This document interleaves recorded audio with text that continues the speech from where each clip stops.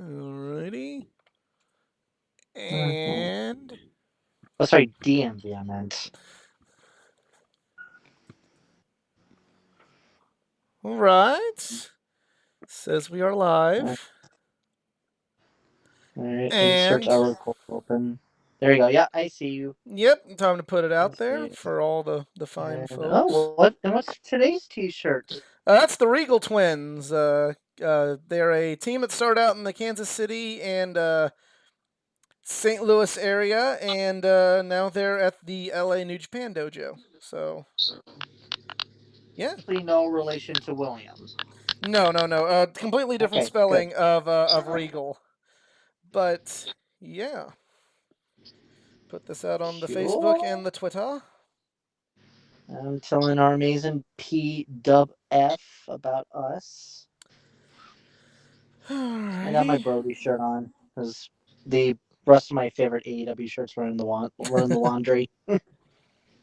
Well, I mean that's kind of in my. Well, I don't have all my shirts in the laundry, but I'm trying to stick with the independent theme for right now with my shirts. Yeah, the Indies. Well, I can't wait Yeah, to be an nobody indie next year. and nobody that from the last weekend had shirts in my size, so that made me very, very disappointed that they did not have shirts in my size. But that's okay. And hello, everyone, and welcome to this week's edition of the Just Us Marks Wrestling Recap Show. I am the Athletic Geek, joined on the other end of the tin can string by CJ of What's up? what was your team name again? Team All Zero. Team All Zero. I thought it was All the Team No Zero, but it's All Zero. It's the No, exact no, opposite. well, yeah. what would be funny is like all zero or no zero all. I don't know. Zero. Zero. A play on a zero mirror. I don't know. I don't know. Zero variances. Yeah. Got Miss Ace in the house. What's up? All right, and we got Easy joining us. Hello, everybody. Don't get confused with my kindness today because after last week, I'm going to be doing a complete 180 to the point where heel easy might come back. Even though we don't use that word. And Nick Well, that was maybe. my thing. Yeah, that's true. Nick may be joining us. He's got some family stuff going on, but if he can pop in and let his opinions be heard this week, he definitely will. But we'll sometimes in life you just gotta play stuff by ear, and Uh, Ooh, we got a visitor from Puerto Rico. okay, the Hey, the Midwest Marks Midwest Marks podcast. podcast. All right, What's well, up, hello, Alex. guys? Thank you for tuning in and checking it Oh my out. god, I almost thought it was like I almost read it as Alex Martinez. Like, wait, who? Or Alex Martins? I Uh, don't know. I Alex, can't English. Kenny. So if you've never seen this show before, this is the Just Us Marks Wrestling Recap Show. I met Easy at All In. I met CJ locally. Oh, Lynn. And we love watching wrestling. We love talking wrestling. We love putting our love of professional wrestling out there with other passionate wrestling fans, like each and every one of you out there. However, just like each and every one of you out there, we're just fans. Our opinions are that of any other normal fan, but we avoid insider terms and things of that nature because at the end of the day, we're not insiders, we're not wrestlers. We are just marks, and unfortunately, it's a very bittersweet day because while it is my 32nd birthday, and no better way of spending it. Woo! Um, on a significantly more melancholy side, one of the greatest wrestlers of all time has passed away today. Beautiful Bobby Eaton, considered by his peers to be one of the absolute greatest, and as a member of one of the absolute greatest tag teams of all time, the Midnight Express. Tag team with Arn Anderson, Steve Austin, throughout his career. William Regal as well, or Steven Regal at the time, was part of the Blue Bloods in WCW. Great talent, and if anything can come out of this, it's just maybe get on Peacock and check out just how great Bobby Eaton was if you've never seen him before, and Any let's personal matches to recommend? uh, geez, anything Midnight's versus Rock and Roll Express, or Midnight Express versus Tully and Arn, anything Yep. like that, anything of that nature. Ooh, okay. Um, Okay. For the younger generation that might be watching this program or Yes. stumble upon this episode. R.I.P. Bobby, indeed. R.I.P. Bobby. So, yeah, so we're just going to jump right on into this because this is going to be a. This might turn into a 2-hour show. It could, or it could be like a lickety split show, or it could be a 2-hour show. But, because pretty much, on one hand, there's only one show worth talking about this week. On the other hand, there's like a bunch of news to come out of the other company. So, right away, we're going to light the fuse and bring the boom, and we're going to talk Dynamite. And Dynamite back in Easy's favorite venue of Daly's Place. Oh, shut up. Yes, home to the closest thing you'll ever see to decent football in the state of Florida. I don't follow the NFL Actually- much anymore, but I believe Okay, the Tampa fine, I'll Bay make it better. I believe the Tampa Bay Buccaneers are located in Florida. Okay, no, even better. Home to, wait, let's see. Yeah, Jacksonville, home to the third city in Florida that has an NFL team, and even we forgot they have an NFL team. So sorry, Cons, but seriously, just stay invested with soccer. I don't know. I hear they got a guy named Trevor Lawrence, and I hear he might be good. But anyway. Well, yeah, and my New England Patriots got a guy named Mac Jones. What's your point? Anyways, but back yeah, to back to the Dinos. But back to Dynamite. Well, we're starting off with a labor of Jericho. We have Chris Jericho versus Juventud Guerrera in a match where Chris Jericho must win with a move off the top rope. And this I was surprised this was the opener. It's like, oh, I wasn't. You want to start the show off hot, bringing back, two legends. I thought it was either going to be that or what we got as the main event. Like, those two matches would be interchangeable. I know Malachi and Cody was going to be the main events, but... See, I kind of thought they might start off with Malachi and Cody, but either way, they did. They did start off with this match. Easy, what'd you think of this match? Just real quick. It was not bad. I mean, I guess unlike others, like I didn't really have the nostalgia feel to it because I didn't grow up on the Monday Night Wars or WCW in general, but it was still pretty awesome to see Juventud Guerrera. If I mispronounce that name, Michelle can kill me later. Just say Hoovy. Just say him Hoovy. and Jericho. Okay, because I'm tight. Seeing that match, it was pretty awesome. Like again, the nostalgia factor was pretty epic, and then seeing Jericho like do a Judas from the top rope was like, okay, that's impressive. CJ, what did you think? Thought it was a good match. I had low expectations because I was actually pretty worried about Hoovy. But he showed up and he wrestled, and it wasn't. He wasn't on it. He wasn't on LSD. That was good. I wasn't gonna call him out like that, but okay, yeah, there was that. I mean, that was kind of public knowledge. There's been kind of some books about the death of WCW and that incident, but yeah, Hoovy was not on he was not naked and on LSD, so that was a good start. Many questions that I can just look up later. Absolutely. Read the books. Read. Do I still have a read? Where is it? I need to look on my. Or go to the library. Is there gonna be an episode of it on Dark Side of the Ring? I don't know. But read this book, The Death of WCW by R.D. Reynolds and Brian Alvarez, and you'll find all about WCW, the life and death, and Juventud Guerrera being on many drugs and being naked in the country of Australia. So that'll also be there. But yeah, I had pretty. Oh, I was trying to. Yep. Yeah. Okay, that was cool. Miero, okay. But I thought it was a good little match. I like the. Like I said, I like the nostalgia. Much better than the match we had last week. That's not saying much, but it was much better than that match. I did like the callback. Hoovy was wearing his mask again, and Jericho ripped the mask off because back at Super Bowl 1998, Jericho beat Hoovy in a mask versus title match, so I kind of appreciated the callback there. But this was. Imagine if he actually did fully rip the mask off and they were still fighting. I mean, Or would that just be not good? so that's kind of where it's like it's always disrespectful to remove the mask, but he also put the mask back on, which I don't know. I'll have to do more research on that. That's also something that's also frowned upon.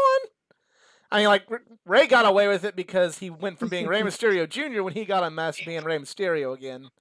But I know there's a lot of things in on the lucha scene that are frowned upon. I've heard putting the mask back on is one of them, but I'm also not familiar with the scene. So if that's wrong, then let me know. But I enjoyed the match. I thought the Flying Judas was good. There was a really really bad miscue there with the Walls of Jericho, but it wasn't terrible. But yeah, it was an okay match. It was better than what I thought it would be. And Hoovy was sober, so gots to love that. Gots to love and appreciate that. From there he gets Jericho, pronouns pal, gets attacked by Wardlow, and then we find out that the next labor of Jericho is Wardlow versus MJF with. Nope. Or excuse me, No. Wardlow versus Jericho with MJF as the referee. There you go. I still stand by my no. It's like, really? Like, we had all these amazing throwbacks, and then suddenly, oh, Wardlow. It's like, oh, okay. Well, I mean, If MGF was, I mean, I like MGF as the special guest referee because this is totally gonna be not one sided. It's gonna be a very fair match, and MGF's gonna get great training from Aubrey Edwards. But I don't know. I thought it would have been somebody else. I mean, I'm of two minds about that match. On one hand, I agree. I guess like they were bringing in so many new people. I mean, unlike all the other previous matches, like we didn't get like really hyped up about it. Where it's like all of a sudden like it's a special guest wrestler, or it's like oh my god. Oh, Miss Ace in the chat says he's not gonna be the ref. He's just gonna be at ringside. So okay.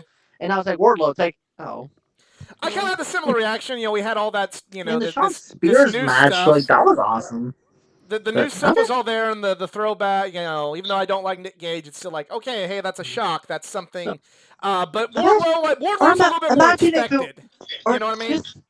Or imagine if it actually was Paul White, a reunion of Jericho. I mean, I love the Big Show and all, but I'm kind of after listening to him on Elevation. It would be I know, but imagine it'd be perfect where it's like once again the Big Show is a bad guy and then he turns into a good guy. It's like, wow, we haven't seen that a billion times on the other company. I don't know. Now he just brought that over to this company. CJ, I don't think I want that. I don't think I want that. I think just comedically it'd be funny.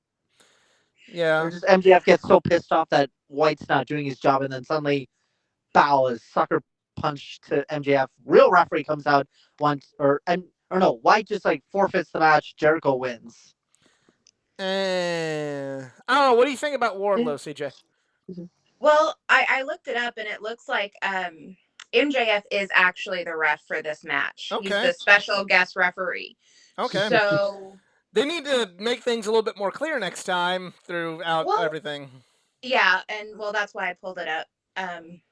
So he is the ref unless they change things because I like Wardlow, but I still feel like we're going into like the seasons of Jericho. Like I understand that we didn't see Lionheart Jericho last night, but the spikes were gold. And his hair can't be luscious and golden anymore. And Lionheart wore gold. So I feel like he's still like peppering in the Easter eggs. And I'll trust Jericho. I will trust Jericho to see where he's going with this. I don't see where he's going this time. And I don't see how, because there's also still the stipulation that nobody from the inner circle can be anywhere near the ring. So maybe that's where the Big Show plays in. Maybe Big Show is not part of the inner circle. He comes out and helps his old tag team partner. Maybe that's how Big Show plays into this, because I'm personally not interested in seeing the Big Show and Jericho wrestle. No. Yeah. Yeah, that's just something. Let's see. I'm not really interested in seeing him wrestle or hearing him commentate, but that's another debate for another day. Yeah. Next match, a trios match. Eddie Kingston, Jon Moxley, and Darby Allin versus Daniel Garcia and 2.0. Formerly known as Everrise, and apparently they had some sort of Saturday morning show. I don't know about that, but I remember 2.0 from about, Mm-hmm. 7 to 10 years ago, back when I followed Chikara. And I loved him. I'm glad, I was happy to see him get an opportunity in WWE. It didn't pan out, but, good for them still making their rounds. And this tag match I was actually entertained by. It was good. It makes me really, really want trios belts sooner rather than later. Yes, come on. Trios belts. I So think house it's show coming special because they said that. Yeah. I mean, they specifically called them a trio. So, and it was a trios match, and they made a point to say that, so I feel like it's coming. Right. I hope so, because I also really like the team of Eddie Kingston, Jon Moxley, and Darby Allin, and I felt like I was in a fever. That could actually be a pretty decent stable. Actually, I could see it. Yeah. And I also really What'd you call it? The psychos, the socios, or I don't know. The Stings. The Stingers. Call them the Stingers. Call them the little Stingers out there. All right, here we go. No, Sting's Icons. No, that would be. No, I guess not. Okay. CJ, what do you think about them being called Sting's Icons? No. Oh. Right. Sting. How about this one? I did like seeing Sting and Eddie Kingston together. That felt like some weird fever dream, but I fucking loved it. How about the Grave Robbers? No. No, their entrance can be just Eddie Kingston and Jon Moxley. They're pallbearers bringing a coffin, and out comes Darby Allin. How about the Wild Stings? Or wait, Wild Things? They could all enter in by motorcycles. Wild Stangs. Yeah. Wild Stangs. All right, we gotta move on. But yeah, trios titles definitely something that needs to happen. Christian Cage versus The Blade. I'm just not fully sold on The Blade. I mean, like, he's had good matches, but this was not one of them. Christian has. I'd rather just see them going after like a tag team title shot. I know we only have one, so that's why it's like tags would come in. So man, we need another one. That's for the trios time. But yeah, I'm just not. I like Christian. He's had good matches, with Kazarian, and kind of how he was used in the Battle Royal at Double or Nothing. But I'm just really, really, I'm kind of hoping he's done with this Hardy family stuff. It's just not that good. Yeah. It was a match. I'll just. It was a match. Then there was a segment with a bunch of with basketball and things of that nature, and the Elite were doing stuff, and then conspiracy theories were blowing up everywhere. Oh yeah, with Cookie Monster shirts, and Actually, the Cookie Monster one I didn't get. I did read the comment, but it's like, oh, okay. CM Punk, before he was made under oath to say what the CM stood for, would say it stood for a bunch of different things, like C. Montgomery, and one of them was Cookie Monster. Oh God. Yeah. Yeah. And he said the CM stands for. Yeah, at first when they were like saying we're gonna like walk 2,012 miles or something like that, it's like this is getting random. Yeah, and then people are Or just like steps. I don't know. people are just looking for Yeah. things It's- now, and it is what it is. It was just so like one of those like blink and you miss it moments. But again, I didn't really pay attention too much. But it wasn't like a bad it Yeah. wasn't a bad Okay. promo at all, but it was just kind of one of those like that's fine. yeah, whatever. But But the most important promo just came just at, give up the basketball thing. It's like we get it. You were trying to be Space Jam. Now nobody cares about Space Jam. Just my personal opinion. Well, I think they plug it because of TNT. Yeah. But on a more True. a different note, and this is something that I think will definitely play into something very, very long term. So you have Hangman Page who tells the Dark Order, guys, it's been fun, but I gotta go. We're friends, but gotta go. And Grayson and Evil Uno just pretty much say, yeah, give him a space. That's what he wants. Give that to him. And this, I think, is very interesting. I think this is later on, something. I saw that. Yeah, but I think very like this is you want to talk about long-term storytelling and like seeds being planted and all. I think this is very important going forward because if you remember back 2 years ago when Dynamite first got on the air and everything, Hangman Page was wanting to step away from the Elite. He kind of wanted to go out on his own for a while. And he kept getting roped back into doing stuff with the Elite under duress. And, that kind of may or may not have helped contribute to Hangman's downward spiral when he needed a break and got played by FTR and all these different factors. And the Elite, the drinking, and then, but like the Elite just kept making him be part of the faction when he really kind of didn't want to. And in some ways, it caused a downward spiral. Here, actually being better friends to him, he asked for space, and they're giving it to him.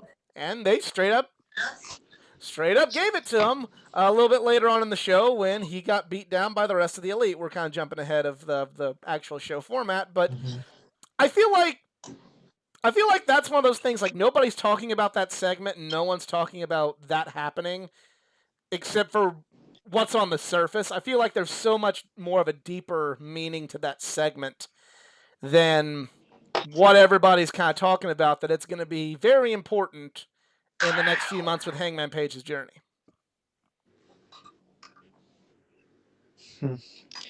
Yeah, that's why I'm still speculating.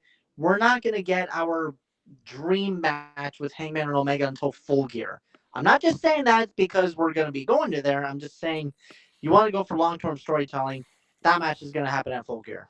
Full Gear or Arthur Ashe. One of those two. Full Gear or what? The New York show. The New York show at the Arthur Ashe Stadium. Oh, right. Grand Slam. Okay. Miss Ace, if it's for his wife, I completely respect the decision. If it's for some guy that hasn't wrestled in 7 years to take a main event spot away from him, I'm not okay with it. And that's my only word on that matter. If his wife is giving birth and it's a legitimate reason and they're stretching it because of this, hey, that's cool in my book. If it's because they want to put the shine on some guy that may or may not be debuting, that hasn't wrestled since the Royal Rumble 2014, I'm not okay with that. I'm not okay with that in the slightest, because that is Hangman getting the short end of the stick because they found a new shiny plaything that was a big deal once. I thought we weren't going to talk about Raw tonight. Oh! I'm sorry. Did I say that? I thought I was on mute. Oh. No. But he said the secret word, everybody. That was the secret word. So God. we have a. I'm not even a Pee Wee Herman fan. I find that show just creepy. I love it. And now today, it actually is creepy, considering what Ruben did later. Hey, I'm not saying that that's right, but getting in trouble for doing that at a porn theater is like getting in trouble for ordering coffee at Starbucks. What do I expect you to do when you're watching porn? I'm just saying. Nobody just watch it. Does nobody watch it for the stories? Like maybe that girl did need help with her plumbing. Wrong plumbing. Wrong plumbing. Oh, we're gonna get in trouble for this one. Anyway, getting back on task here, because God knows we need it. Anyways, So we have a challenge, a promo from Dr. Britt Baker, DMD, challenged by Red Velvet, and we have I our don't know main why event. for a split second I literally thought it was Brandy, but I know she just gave birth, so that would not happen. I mean, this is a good title defense. They're doing something really well to help build up Rampage. Rampage is going to be in Pittsburgh, Britt's hometown, putting her in the main event, putting a title match in the main event. This is a good idea. Be good exposure for Red Velvet, because she did bring up that she'd been building her record up on the YouTube shows, and good exposure for Red Velvet. It'll be a good match. I mean, I'm sure it'll be more epic than it needs to be because she might listen to her boyfriend like she did at Double or Nothing and make it like have too many near falls. But I forgive you, Britt, because you're great. But yeah, not a bad segment, just kind of a good little segment to build up this match. And Red Velvet's a good opponent, I think, for this title defense, because you're leaving a much bigger one saved for All Out. Because I really don't foresee Red Velvet winning this one. So who would Baker's opponent be for All Out? Are we gonna build it with Nyla Rose? Thunder Rosa. Thunder Rosa. We don't need. Oh, I mean, Thunder like, Rosa. I'm not saying. Right. Yeah, I'm not saying this is a knock on Nyla Rose, but we've already seen that match very recently. Okay. We really don't need to see it again this soon. Am I the only one that's also noticing that the the AEW Women's World Championship is going to be defended once again on a debut show? Isn't that actually ironic? Maybe a little bit, I think this time it's more the fact that she's going to Britsburg, so yeah, right. And I also think we that's how you need gotta do it. so much more talent on the women's roster. Like if we keep as much as I'm resenting male talent getting signed, we actually haven't said at all whether which female stars should actually join us. Any and all at this point. I mean, not all, but like, yeah. If female talent gets released, I'm not going to be quiet as resentful of why do we need them? Why do we need them? Like if Charlotte gets released, I'll be like, oh, okay, yeah, Becky Lynch, okay, yes, bring that over, yes, Becky Lynch, Charlotte, just keep on keeping on. You can leave Sasha Banks there, but anyway, Charlotte, that's it. You have just killed your women's division. Well, doesn't mean she's going to be booked like Charlotte of WWE. Oh, please, God, no. She will elevate. Although I would see, no, if time she out. is Like, going to chase after her dad's type. Your dislike of Charlotte aside, you got to admit she would elevate the division. You have to admit that. I don't dislike Charlotte. I just dislike the booking of Charlotte. Yes, the same here. Also, and you heard from last week, like my view of Charlotte has completely changed. No, but I'm not saying like I don't think she should be the dominant champion if she were to hypothetically go to AEW. But someone of her caliber, a former, the 1/3 of the first female main event at a WrestleMania, to go to AEW would elevate the division. I'm not saying she needs to beat Thunder Rosa and Britt and all them, her first night in, but she would elevate the division. And if at one point she does get released and she's like maybe like 2 title reigns away from tying Nature Boy, AEW could actually be an interesting opportunity for that. They could just say she is a 16-time women's champion. Well, not specifying her previous reigns, just she is a 16-time women's champ. Because apparently the NXT Women's Championship does not count. They did count the NXT Women's Championship. Oh, they did? They counted both of her NXT championships in that. Oh, they finally did. I thought they only went with the Butterfly Divas belt and then the Raw SmackDown Women's Championships. No, they at least counted the last NXT because like she went through and she listed them out.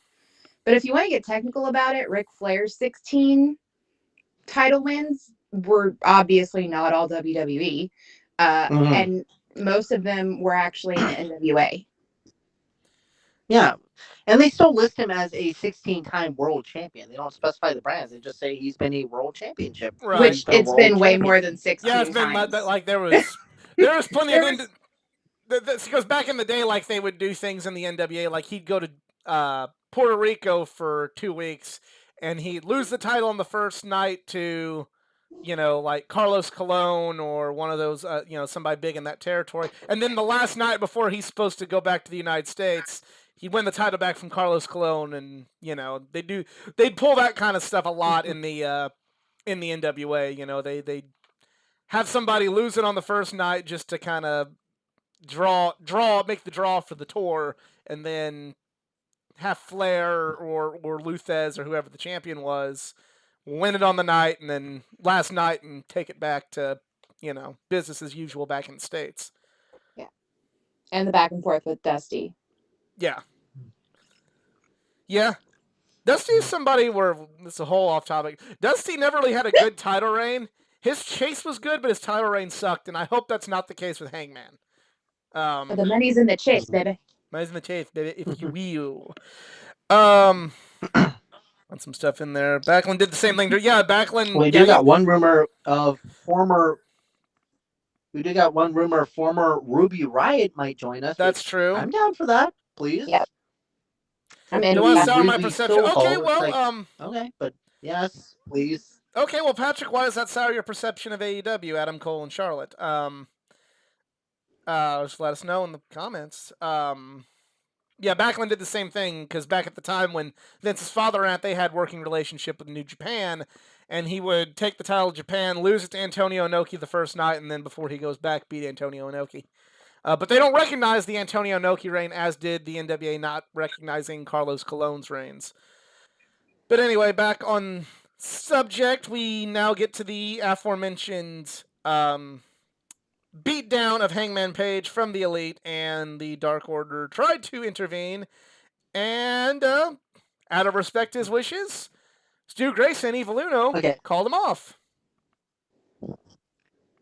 So go ahead. No, I do want to point one thing out, and I almost wanted to tweet about it, but I thought maybe the show would be better. For them to be saying, like, oh, like, here on the Elite now, like, we don't accept losers. Well, if that's the case, then why is Nakazawa and Brandon Cutler still hanging out with you guys?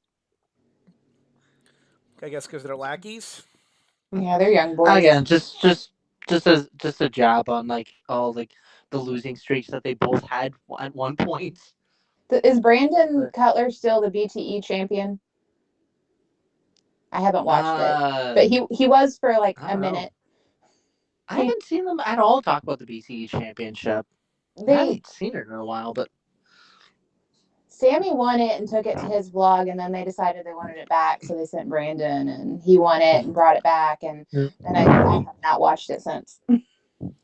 Yeah, I haven't watched it since. I haven't watched it since we stopped having TNT Boy.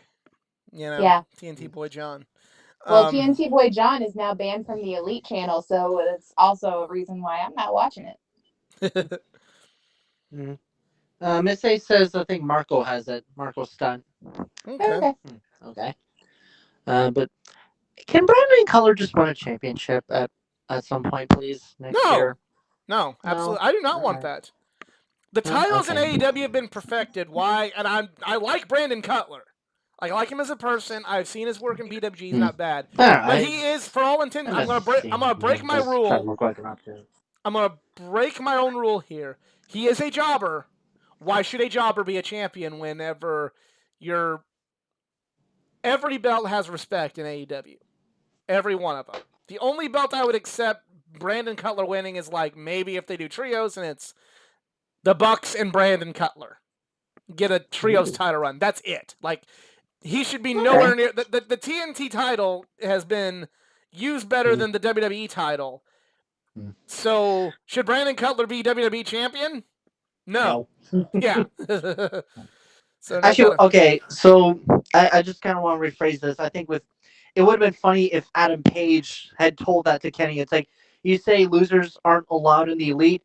Then what's Michael Nakazawa and Brandon Cutler doing here? That could have been a funny little jab.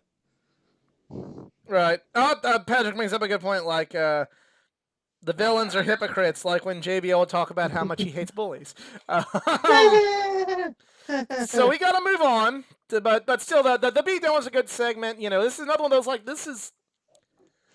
Everybody's just kind of... And I'm not, like, saying they're wrong for kind of taking the segment for what it is, but I think, you know, a lot of people on Twitter and here on YouTube are kind of just seeing the segment at face value. There's something deeper going on. I'd love to see if, like, some of the other channels here on this platform, you know, that really take deep dives into the storylines, like Tranquilo Club. Sorry, frog in my throat. Ooh, I need another drink of water. If one of those other channels were to, you know, do something like that, take a deep dive into what could be happening there, I think it would be very interesting. But we got to move on to the next match, which I thought was actually a good match. Very surprising match, but it is Miro, the TNT champion, versus Lee Johnson. This was a damn fine match. Good match, actually. Yeah, Lee Johnson's got a bright future. I really like this match. Great Lee Johnson was the underdog this whole time. The underdog hero trying to stop the dominant villain champion, and there's a few times where I'm staggered where they made you believe that much, and then eventually, the champion. No, Miro Putra, Miro Vachka. I said that right.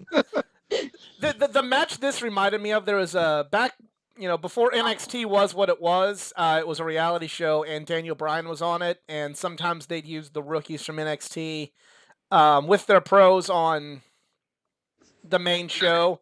And there was one moment they're doing the Beat the Clock challenge, and there was supposed to be Miz versus Batista, and Miz was doing his bad guy. I'm hurt, I can't wrestle, you're going to wrestle my NXT rookie instead. And, like, Bryan wrestled Batista, and, like, it was a really damn fine match, especially with where Batista and where Bryan were at the time.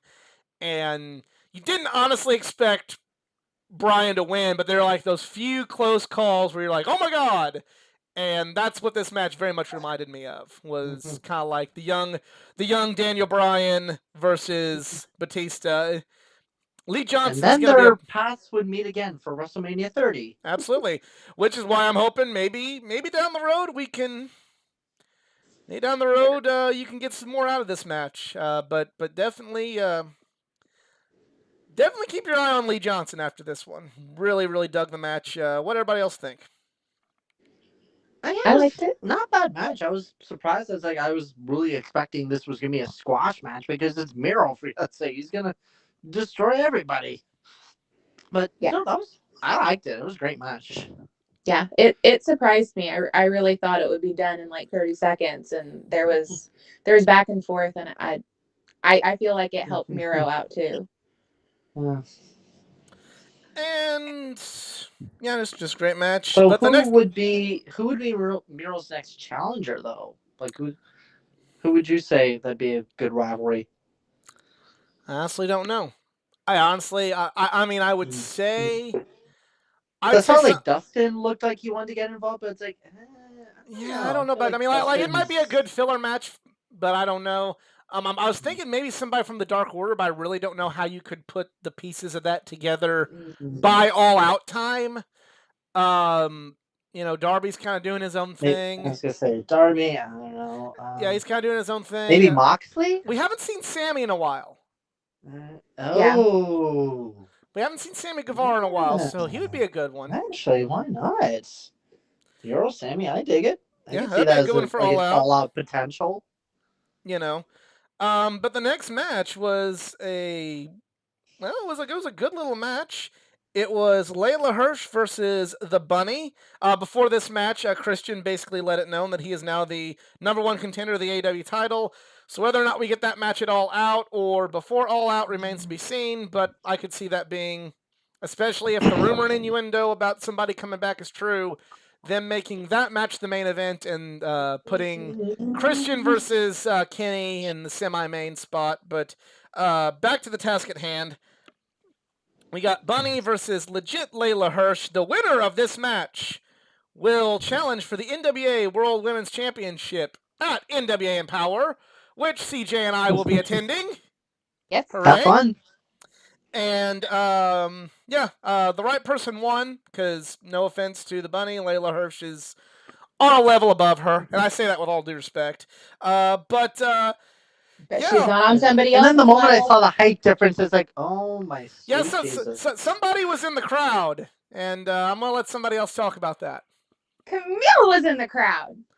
Yes. She's also the NWA Camille is World my Women's Champion. favorite. Camille is the best women's champion, and I mean that with all due respect to the doctor, because they are really, really tied for me. But I love Camille. And what exactly is her height? She literally looks like she's the height of Big Cass. You know, W. Morrissey now. she did have like some heels going on. You couldn't like Bunch. they didn't really show you. She had some heels. She's taller for a woman.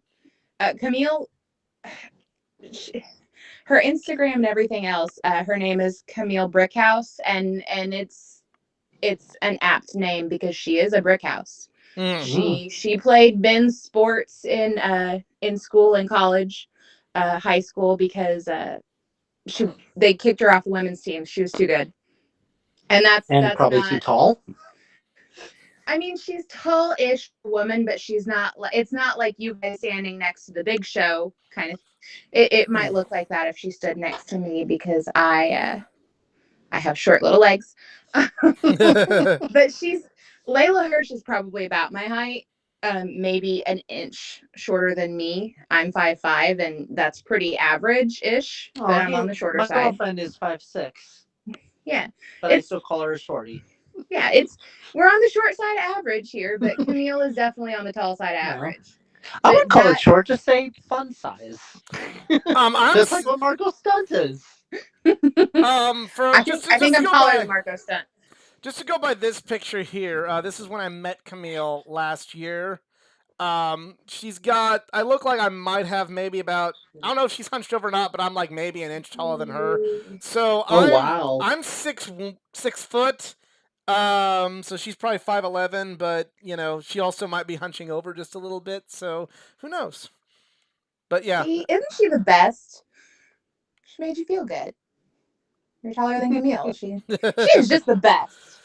Yes. So I'm really intrigued by this match for NWA Empower. I think this was the right call. This was the right person won. And like again, I'm not trying to knock Bunny, but the right person won this match to go into the NWA, which would probably appreciate a wrestler like Layla Hirsch a little bit more than Bunny at this point.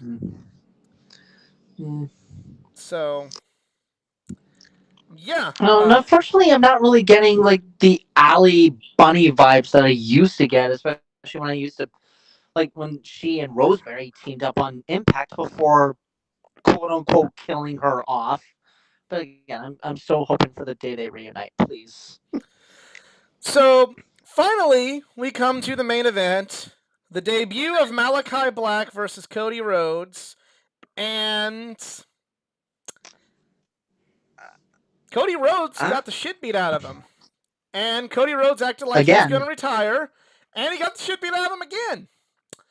So, once again, and I wish Nick was here to participate in this one, everybody that says Cody Rhodes doesn't do what's best for business, no? I'm going to pull my Be a Dick card out and just be like, no, you're wrong. Because Malachi Black's got the fucking rocket ship strapped to his back now. And Cody was the one that did it. Cody was the one that made it happen, put it in place. See, I knew Malachi was going to win this, obviously. I was just surprised that, like, what the hell? That was a short match? Like, I was impressed. It wasn't quite the squash that the Brody match was. Cody got a little bit more offense in, but it was still, like... I was still expecting, like, a fight. Nope. And then, of course, Malachi would just like end up winning at the end, and then that's it. We end Dynamite. We'll see you next week. But that just surprised me a little. And then, of course, I almost thought that Cody was about to cut a promo where suddenly he completely has lost his memory that he runs AEW. But again, I was the speech was nice, and again, a lot of people speculating is this his retirement? It's like, I don't think so. There's still some fight there's left in him. But again, if Malachi wanted to do the beat down on Cody, I would have just beat him down after that match. Like literally make him look like he will never wrestle again. Well, the thing is, like, I mean, Cody has talked about in interviews that he wants to retire before 40. And again, the whole kind Who of would be his last match though? I don't know. But like what they're going with here is like, Malachi was saying, you're not the guy that you were, this isn't, he's trying to really dismantle the Cody Rhodes persona to either, I know he's not going to retire, but like either, I think we got to have the inevitable bad guy turn for Cody in AEW. He's not been a on-screen bad guy. If you look at Twitter, I mean, you'd think he was like the worst person ever, but I'm ready to see kind of that kind of level of Cody back. Does AEW really need evil? Actually, wait, I was about to say evil corporate Cody, except it's like, oh wait, we have the Elite. They're being EVP evil. Well, he doesn't have to be corporate. He can just be on the bad side of things. You know what I mean? Cody's done a few times. True, but again, it'd be like, where have we seen this before? Or especially we'll get all the WWE Mark boys saying, hey, wait, they're stealing ideas from WWE, evil Vince, and now we have evil Cody. And I'm like, just go away. I'm going to respond to chat. I think the only times where Cody... fun, and you guys can watch Monday Night Snooze. Responding to the chat here, the few times Cody hasn't put over somebody, it was the right call for him not to. Archer should not have been the first TNT champion. Shawn Spears is a good hand at best. And Ogogo's still greener than, got a lot of potential, but he's still greener than goose shit on St. Patrick's Day at Nickelodeon Studios. So, I think every time he's not done the right thing, it's been more justifiable. And then when he beat Brody too soon, unfortunately, while I agree it was too soon, Brody went away, and there might have been something we weren't particularly privy to at that point in time. So I think every time Cody needed to do the right thing, he's done the right thing. And every time it's been questionable, I think at the end of the day, it was still the right thing for him to go over, in my opinion. Pentagon's not been there very long, and I mean, like, I still don't really... That's one that... I don't know, like... One you can go either way. I mean, I'm not going to say that it was completely the right decision, but I'm also one of those, like, you can make a case for it, because now the only people that have beaten Cody have been Jericho, Brody, the only one that shouldn't have beat him was QT, but Jericho, Brody, MJF, and Malachi have all, like, cleanly beaten Cody. That means the rocket ship's on you if you can beat Cody. It's kind of like, it's like beating good guy Brock. Like, if Brock Lesnar was a good guy, that would be the equivalent of it. But, yeah, I don't know where they're going with this. I know Cody is legit going away. We'll see how it plays out when he gets back, but Malachi Black's got the rocket ship on his back right now, and we will see what happens. I would definitely say that Malachi Black would be a good program for world champion Hangman at some point. Go on. It's a possibility. CJ, got anything you want to add? Overall, like, I thought Dynamite was... Anything you want to add, and then we'll go to final thoughts. No, I don't really know where they're going with it. I trust that he has ideas and they have a plan. He's always Alistair, Malachi, Tommy, whoever he is, has always been a really good wrestler. So I'm just along for the ride for him. I trust him. Yeah. Final thoughts on Dynamite. This episode, it had some bright spots, but to me, it was just a very there show. You know what I mean? Like it just kind of cool seeing Hoovy again. Lee Johnson, having a very good performance was great. Malachi, good setup for Empower, but just kind of it was a C show with kind of with a few like things to perk your interest, beginning, middle, and end. I thought that it was not bad of a show. Like not bad for like a quote unquote like returning to Jacksonville. So and hopefully with the next few weeks going to be a tad interesting. We'll see how they're going to progress this from here. Mm-hmm. Yeah. But yeah, it's just kind of is what it is. So now here comes this part where we get to talk about releases. Bray Wyatt was released. Get your popcorn out, everybody. You're gonna be here all day. Bray Wyatt and Ric Flair were both released from the WWE, and like any other time, there's a release in the WWE. Tony Khan and Cody probably see their mentions on Twitter just go kaboom of bring these guys in, and I've let my thoughts on needing to scale back on the signing of talent be very well known on this show. I'm not going to continue to beat that dead horse, other than I'm not feeling Bray Wyatt in AEW at this time. What would there be for him to do? Like, I really don't get it. I really don't get there to be a spot for him. He would be... I've seen some people thinking, not saying it should, but some people thinking maybe he could be the new leader of Dark Order. And I know they said that John Silver has said that they're not looking to have a new leader of Dark Order. They still want to have that comedic look. But I liked Dark Order when they were comedic on BTE, but in the ring, they were still the most feared like motherfuckers on TV, and they showed it, especially with Brody. So this, in my opinion, having Bray aligned with Dark Order, it would be like a spiritual successor to his late brother, because that was why we didn't see him for TV. He was still mourning the death of one of his best friends in the whole world. So, and again, I'm just gonna reverse this back to I'm still completely, firstly, I am completely pissed off on how the hell and why the hell would they release Bray Wyatt, and especially we heard this from Raw of the "We Want Wyatt" chants, and yes, but if people are saying, oh, well, there's just no use for them. Okay, so why is Goldberg back? What use do we have for him? Or if we bring back The Undertaker for his 3rd billionth retire match, why do we need him?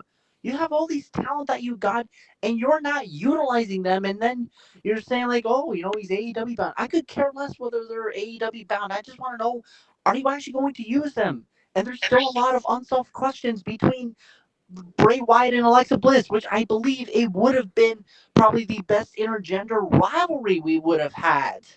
So I was like, what are you guys doing? And what are you guys thinking? Do they...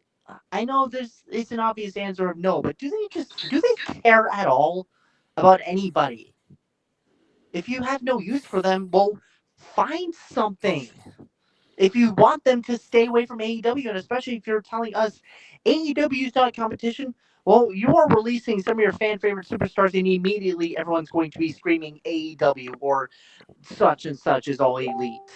So right, do something. I don't mind seeing legends all the time, but You're not putting them in the title pictures. We don't care. Listen, this might piss off a lot of people. Like, I get it. If you grew up on Goldberg, awesome. So did I. On a much different perspective. That's a whole other story. But when it comes to him coming back and he's going for a championship run, I don't really care. I also don't want him in a title picture. Because we talk about all these amazing superstars that should get an opportunity. Okay, well, here's one guy you haven't used in 3 billion years. Mm-hmm. So, what gives? What exactly is the mission statement the World Wrestling Entertainment wants? I don't care that they don't call themselves anymore with that statement, but still, what are you doing? And Well, now suddenly, with all new rumors about certain other NXT superstars that may not have a future soon, what do you guys care? Do you well, guys well, care what you're doing with your current superstars? Do you care what you're doing with NXT? I don't think they do. You still there? I'll get on that soapbox later, but I'll let Okay, CJ, understood. have her uh, It was Ranch take on Rover. That's my her favorite. take on the Bray Wyatt Ric Flair releases. Ric Flair is just kind of whatever. I mean, like whatever. Yeah, it's I don't care about Flair. Maybe one He's appearance not on a wrestling Legends night anymore. I don't for want him. one appearance for a Legends night or two. They go back to Charlotte. He can go there and do Woo, and he can have a Tully and Arn and Woo and And a great. Sting stare off.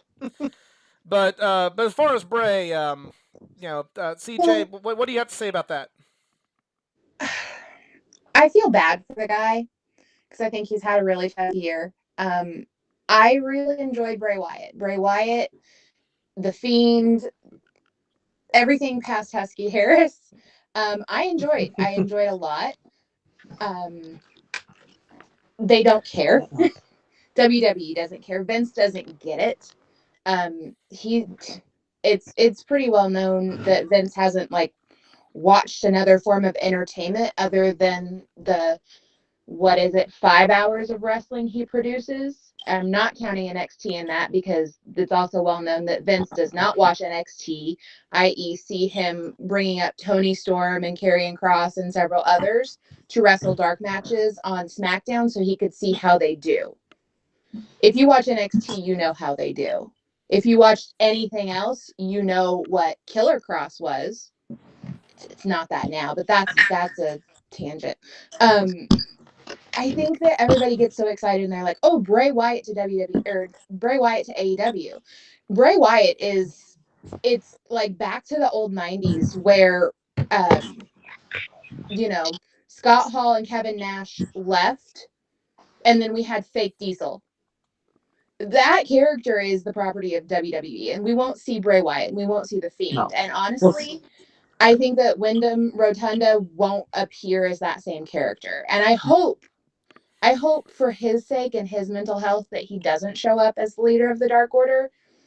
If there was anybody I'm saying not immediately, but not yet. That's just me. I think if there was anybody that could do something like that, I think it would be him. But I think that he would see it. Not that it is a disrespectful thing for him to take Brody's place, but I think that he might see it that way, and maybe I'm wrong. I think that chair needs to stay empty. I think that the Dark Order doesn't need a leader. They have their like assistant managers in Stu and Evil Uno that kind of are the conscience of the group.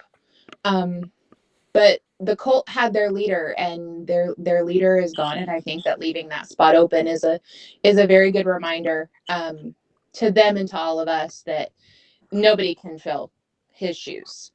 Not even somebody as great as Bray Wyatt.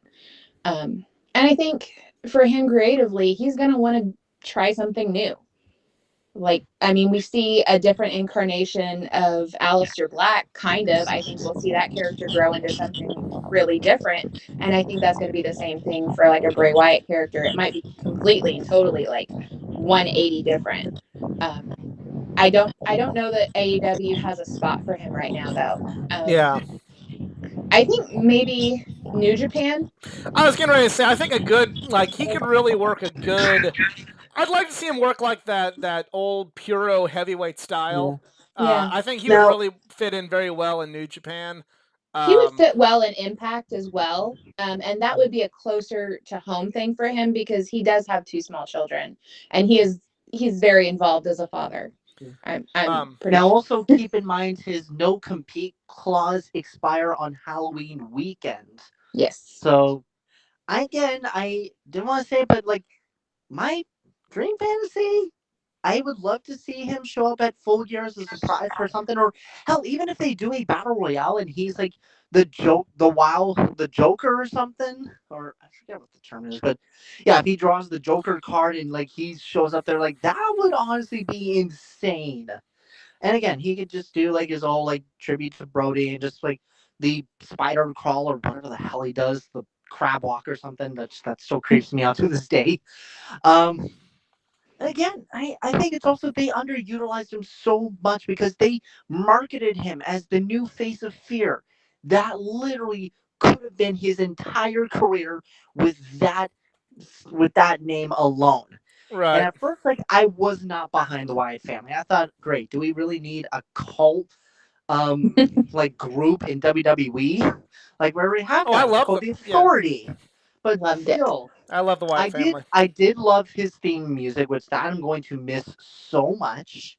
Um I personally like even up to his release, I completely hated the Firefly Funhouse. I will say that to my grave.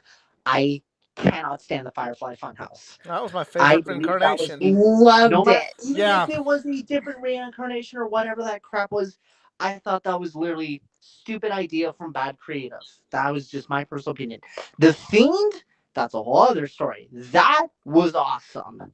If they just stuck with that, like they have like the I guess like multiple personality twist of like here we have just regular Bray Wyatt and then we have the Fiend. That's perfect, just like Mick Foley and Mankind.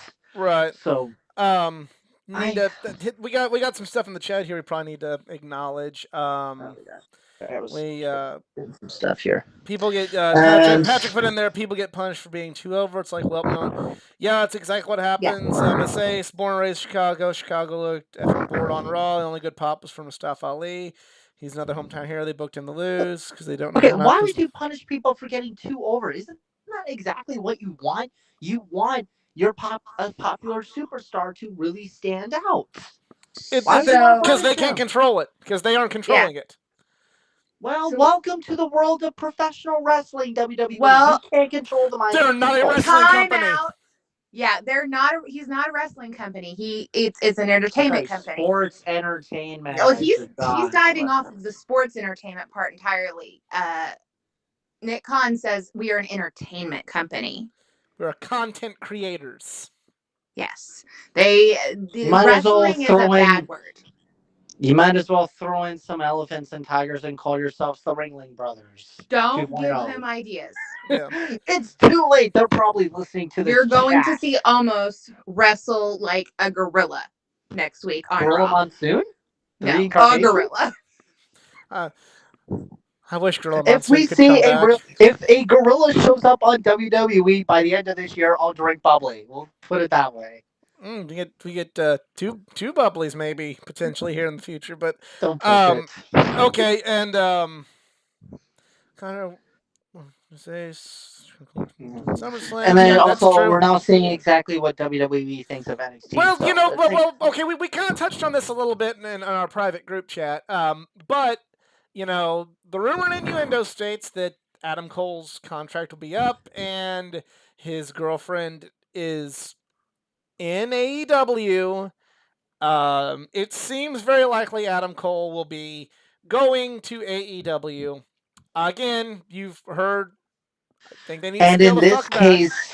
in this case, the Bebe does not have a no compete clause. He could immediately jump ship.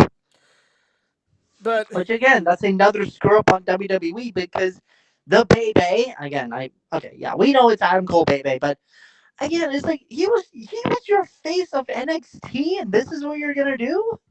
Like this is exactly how they screwed up with the Aleister Black contract. But here's because the thing. Here's the thing. You know, I'm not saying I agree with this, but it's like why I mentioned the group chat. Put yourself in the mindset, as scary as that would be, of Vince McMahon. You know, Vince McMahon does not see NXT as anything other than just put the talent there, and we'll see what we can do.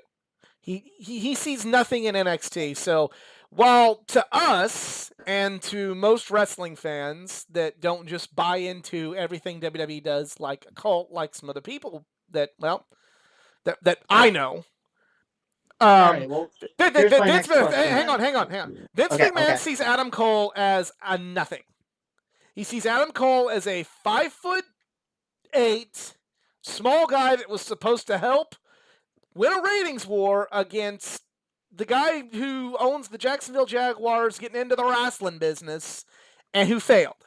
That's how Vince McMahon and probably Nick Khan look at Adam Cole. So, then what about Triple H? Triple H, You know, if he sees so much potential in NXT, then how come actually, you know what? Why hasn't Vince put creative control strictly to Hunter? because he doesn't Because see he's He a knows control the freak. potential. Because one, Vince is a control freak, and two, Vince McMahon looks at Triple H as, all right, you own the football team, and okay, you're supposed to get us to the playoffs. You're supposed to beat these teams, and they fail to make the playoffs. First thing they're going to do is go, well, you're failing as the coach. And that's how Vince McMahon sees that. Vince McMahon sees Hunter as, hey, you fucking failed, dude. You failed. And this is why I said a few weeks ago, NXT should really be its own brand, away from WWE. Just do your own thing. What okay, and I understand that, but what would that be? What would NXT away from WWE? What would that mean? Would mean better creative control and But there's actually no seeing money. potential. There's no money there. If that's not if you take NXT away from the WWE brand name, it's nothing. It is nothing. It is another independent. It is no different than ROH. It's Evolve Part 2. Yeah, it's no different than it's PWG or Ring of Honor. It's nothing. And honestly, it probably doesn't have the creative that you're looking for, because his name might be Paul Levesque, and she might have taken his last name in the marriage, but he is a McMahon. He owns the McMahon shares of stock, which is like Shane does not own the stock that Stephanie and Hunter do. Like that's where we're at here. There's like 3 people that own the special stock, and they're all named McMahon, basically. Yeah, I'd rather have that McMahon take over instead of the one called Vince. I mean, he's never going to give that up. Yeah. He's a workaholic and a control freak. And that's why Paul Heyman didn't last. Probably a future episode of Dark Side of the Ring. Probably. Someday. Well, we are getting the plane ride from hell as a future episode. Whatever is clever says, what's up? But still, this is why WWE fans get so frustrated over. Real quick, Miss Ace, to you, Easy, says, it's not that easy. WWE books the hometown heroes to lose. Bailey, Ali, Sheamus, they refused to have Paige out in England one time, which was ridiculous. Yeah, they always make... JR had to kiss Vince's ass in Vince McMahon's ass in JR's hometown. So, they're all about humiliating you in your hometown. So... And what exactly are you going to have that fulfillment on the long-term effect? Okay, you have your top guys in your hometown. That's hate. Nobody is bigger than the company. Mm-hmm. I'm not saying nobody should, but it's just you want to put on a great show, then put on a great show. You got all this talent that work their asses off, and by the way, they don't even have health insurance too, because they're not wrestlers. They're apparently independent contractors, working their asses off away from their families. The least you can do is actually give a damn. I mean, if we're going to take that shot, AEW doesn't pay their independent contractors health insurance either. If we're going to be totally fair on that, that's fair. But I'm only just going off from that one time WWE was featured on John Oliver. So, but anyways, that was a thing, and I get that most wrestling companies they don't offer that, which that's fair. But again, WWE is supposed to be the pinnacle of sports entertainment, and by all their metrics, like I said, the least they can do is give a damn.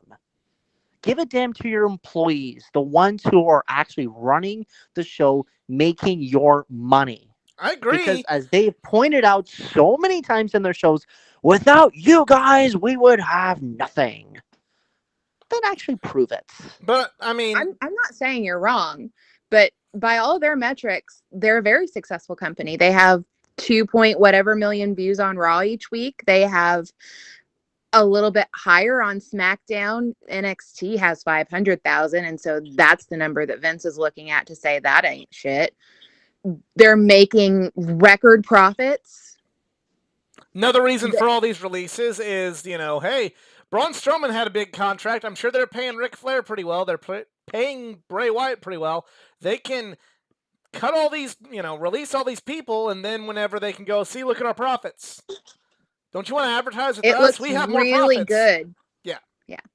It's making it look a very lean company. It makes the revenue look better. And all of the expenses for talent are identifiable, like John Cena and Goldberg. Ric Flair had 2 contracts. I'm pretty sure he would have a legacy contract and an active roster. I'm using air quotes contract. So he would have been paid twice. And honestly, good on Ric Flair for asking for his release if that was true, when we all know how much alimony he probably has to pay a month. Getting rid of that steady income, like, good on Flair. Yeah. I think for Flair, his time, just live a quiet life, please. I know you miss That's this not Ric business, you Flair. love this It's business. not Ric Flair. I know. No, You trust saw me. that 30 I for watched 30. that 30 for 30. I watched That's that not 30 for fair to 30. I Flair. know, but again, this is why at least I was happy that 30 for 30 completely omitted what he did on TNA, because literally that was a waste of time. True. So yeah, that's like, I mean, we can complain. It is going back to my analogy. WWE is McDonald's. Every time, we all go through McDonald's and go, this burger tastes like shit. They treat their employees like shit. Oh, hey, that's good, but oh, they're gonna raise the price on that, or they're not having the all day breakfast, which is what we want, or the McRib's not around all the time, the Shamrock Shake's not around all the time. Only select markets have the grilled chicken wraps. But at the end of the day, it doesn't matter how successful Burger King, Five Guys, your local mom and pop shop that's, spread throughout the area that's doing really well. At the end of the day, billions and billions served, record-breaking worldwide profits, enough food you could stack. They say you could stack the food McDonald's sells to the moon twice with how much they sell in a day. At the end of the day, I don't think the McDonald's cheeseburger is going to get any better. Right, wrong, or indifferent. But going back real quick, so there is the rumors of Adam Cole being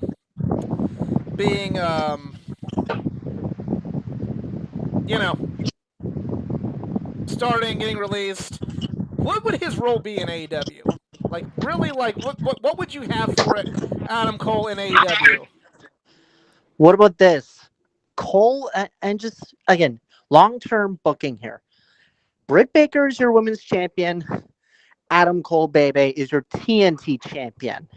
Like, really create, the super couple heel move right here. Okay. I mean, the perfect bad guys. Like, yeah, you want to cheer them, but also you really want to boo them. And maybe, you get once or twice a month, you see Adam Cole, just rubbing elbows with the Elite, and like, Why would hey, he wanna no rub hard elbows with feelings the for Elite? killing me off and turning I'm me about to into a ghost. They killed him. Why would he want to do that? Why like, that would be bad. He doesn't need to acknowledge the Elite. They killed Well, him. otherwise, that was going to be my second fantasy booking, would be Adam Cole comes back and wants to kill the entire Elite for turning him into a ghost. Right. So again, but I don't know, like throwing the AEW belt immediately on Adam Cole because he's the only one that can have an entire auditorium screaming, Adam Cole, baby! I don't know. I think a lot of people were like, wait a minute, what about all these other superstars? Like, you're right. We're going to give them a chance. Yeah. Hence why we have the TNT belt. But again, I personally, I do see Adam Cole, I guess, mostly at first going for the TNT championship. Because again, we would honestly love that. This would be a true super bad couple, unlike Kip Sabian and Penelope Ford. Which again, no disrespect to them, but I think more people would be wanting to cheer and jeer at Baker DMD and Adam Cole Bay Bay. Jay, it's got a nice ring to it. We'll see. I like Adam Cole and all, but my thoughts are clear. CJ, anything about Adam Cole before we wrap this one up? Not really. I think I think it's always been inevitable that he was going to end up in AEW when that contract was up. So it's not surprising to me. I don't know where he's going to fit. Yeah. But it's whatever. So yeah, that is this week's show. I do see if he is going to debut in AEW, it's either going to be Grand Slam or Full Gear. Yeah. We will see. But I want to thank you all for tuning in. If you enjoyed, please give it a like, share, subscribe for more content, not just from the world of pro wrestling, but from the world of comic books, gaming, anime, all things geek culture. Check out the other stuff I have on my channel. Just finished the Geeking Out podcast. You'll watch along for All In. Got some big Geeking Out podcasts on the horizon, but we'll keep those hush-hush, but check them out. Check out the Collection Comic of the Week. This past week was Secret Wars number 8, the first appearance of the symbiote Spider-Man costume, and the book that I had Stan Lee sign when I met Stan Lee. So check that out. And also check out the Metropolis Superman Celebration vlog. That is on the channel as well. And if you're ever in this area, check out Metropolis, Illinois, and check out the Superman Celebration if you're here at the right time. So, CJ, you want to promote Twitter that you use or have started Yeah, using? I've got a Twitter, The tweeter. and I studied this time. It is at Studied social CJ media. all zeros.